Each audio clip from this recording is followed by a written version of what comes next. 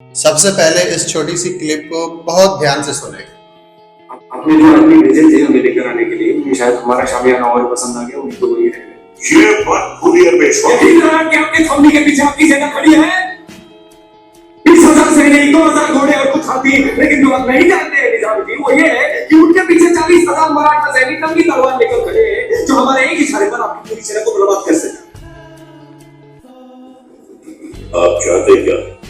अब सबसे पहले हम बात करते हैं कि इस पे इंटरनेशनल रिलेशंस के जो की कॉन्सेप्ट्स हैं वो कैसे अप्लाई होंगे। और पहला की कॉन्सेप्ट है सिक्योरिटी डायलेमा। अब इस पे हम सिक्योरिटी डायलेमा के कॉन्सेप्ट को यूज करने की कोशिश करते हैं। यहाँ पर जो बात हुई है वो हिडन मिलिट्री कैपेबिलिटी की बात हुई है and this reflects security dilemma. One side's attempt to ensure its own security can be perceived as an offensive threat to others, और यही कॉन्सेप्ट है सिक्योरिटी डायलेमा। जब ये अपोनेंट को पता चलेगा तो अब यहाँ पर देयर माइट बी एस्केलेशन या फिर प्रीएम्प्टिव अटैक भी हो सकता है। यहाँ पर डेटरेंस का भी कॉन्सेप्ट इस्तेमाल होता है। This is the classic deterrence, जहाँ पर 40,000 ट्रूप्स को मेंशन किया गया है सो दैट जो अपोनेंट हैं वो कोई भी अग्रेसिव स्टेप्स ना ले।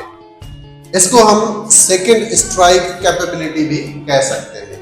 अगर हम आईआर की थ्योरी से देखें तो हम कह सकते हैं कि ये जीरो सम पावर स्ट्रगल को शो कर रहा है। इंटरनेशनल सिस्टम एक एनार्किक सिस्टम है, तो यहाँ पर एक्टर्स और स्टेट्स एनार्किक सिचुएशन में ऑपरेट कर रहे होते हैं। एनार्किक सिस्टम में there is no central authority, there is no central power, तो जो स्टेट है या फिर जो एक्टर है उसने सोली खुद ही पे रिलाई करना है and for its on survival.